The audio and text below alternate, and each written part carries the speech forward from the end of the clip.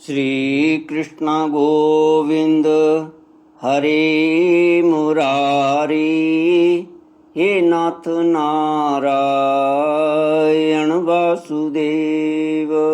श्री कृष्ण गोविंद हरे मुरारी, हे नाथ नारायण वासुदेव।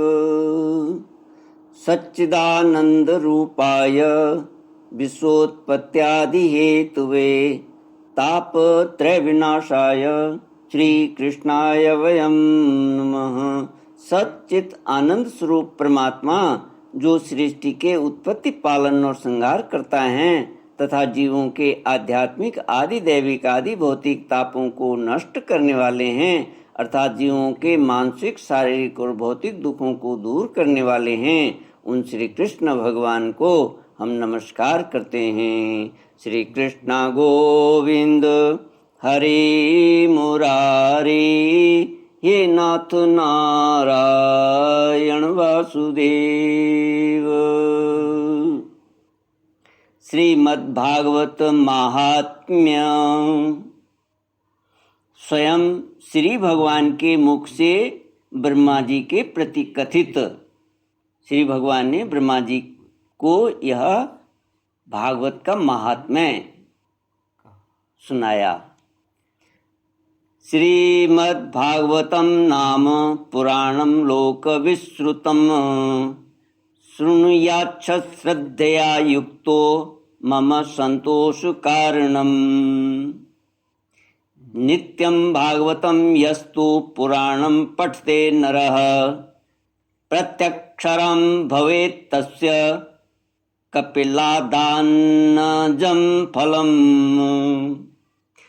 लोक विख्यात श्रीमद्भागवत नामक पुराण का प्रतिदिन श्रद्धा युक्त होकर श्रवण करना चाहिए, यही मेरे संतोष का कारण है। भगवान कहते हैं ब्रह्मा जी को, इसका जो नित्य श्रवण करता है इसी में मेरा संतोष है, इसी में से मैं संतुष्ट हो जाता हूँ। जो मनुष्य प्रतिदिन भागवत पुराण का पाठ करता है उसे एक एक अक्षर के उच्चारण के साथ कपिला गौ दान देने का पुण्य प्राप्त होता है। श्लोकार्धम श्लोकपादम वा नित्यं भागवतोद्भवम्, पठते शृणुयात् यस्तु गोह सहस्र फलम लवेत। जो प्रतिदिन भागवत के आधे श्लोक या चौथाई श्लोक का पाठ अथवा श्रवण करता है उसे 1000 गोदान का फल मिलता है। पुत्र, भगवान ब्रह्मा जी को कहते हैं, पुत्र जो प्रतिदिन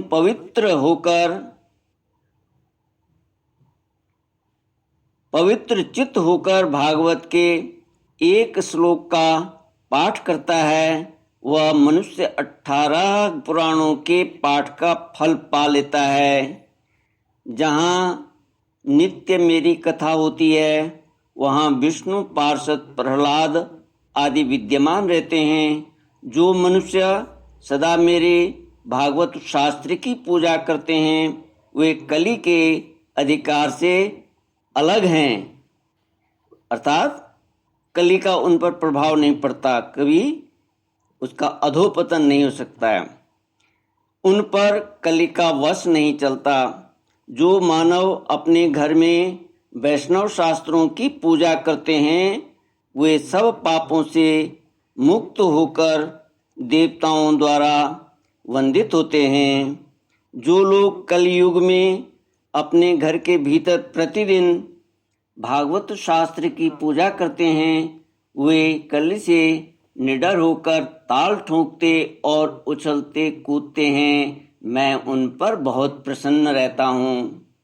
पुत्र, मनुष्य जितने दिनों तक अपने घर में भागवत शास्त्र रखता है उतने समय तक उसके पितर दूध, घी, मधु और मीठा जल पीते हैं।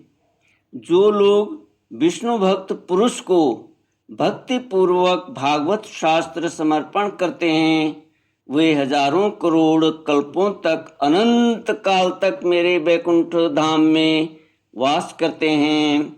जो लोग सदा अपने घर में भागवत शास्त्र का पूजन करते हैं, वे मानो एक कल्प तक के लिए संपूर्ण देवताओं को तृप्त कर देते हैं।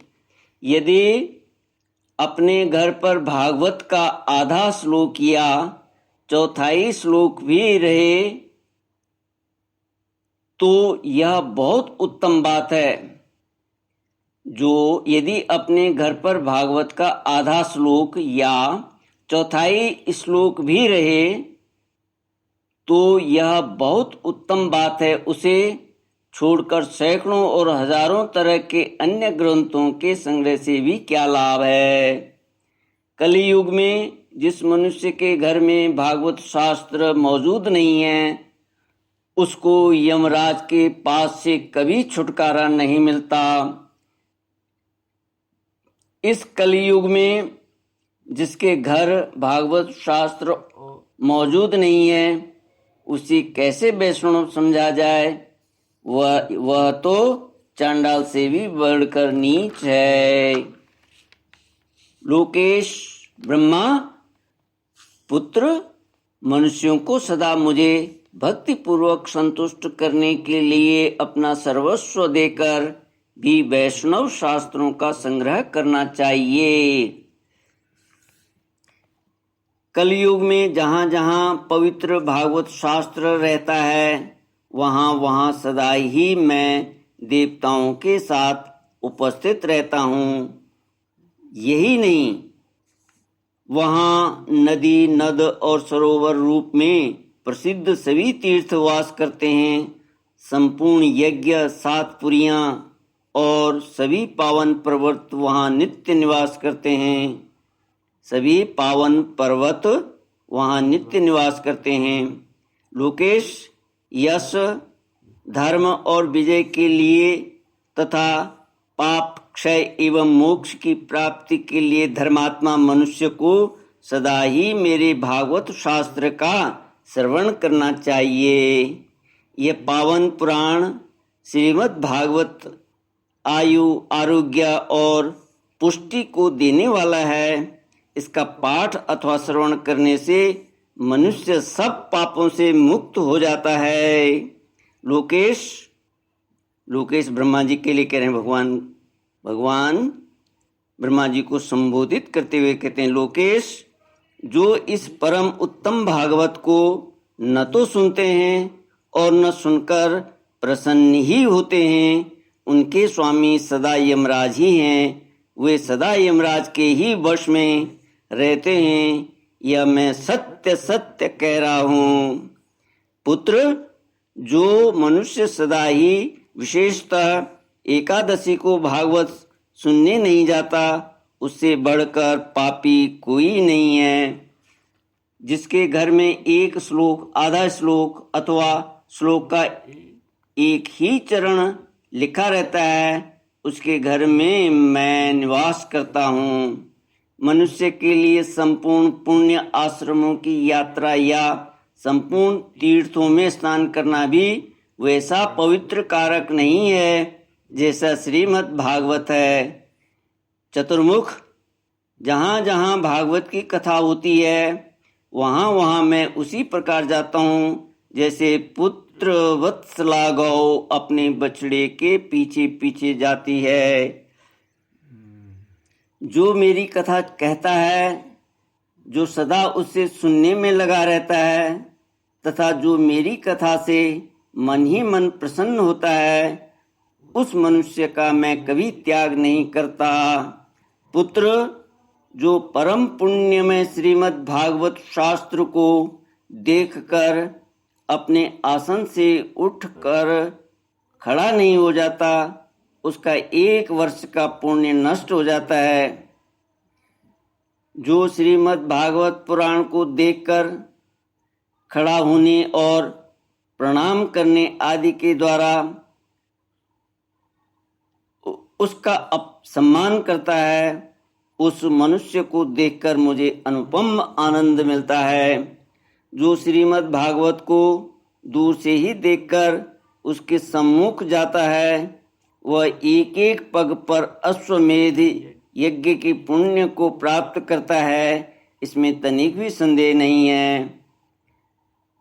जो मानव खड़ा होकर श्रीमद् भागवत को प्रणाम करता है, उसे मैं धन, स्त्री, पुत्र और अपनी भक्ति प्रदान करता हूँ।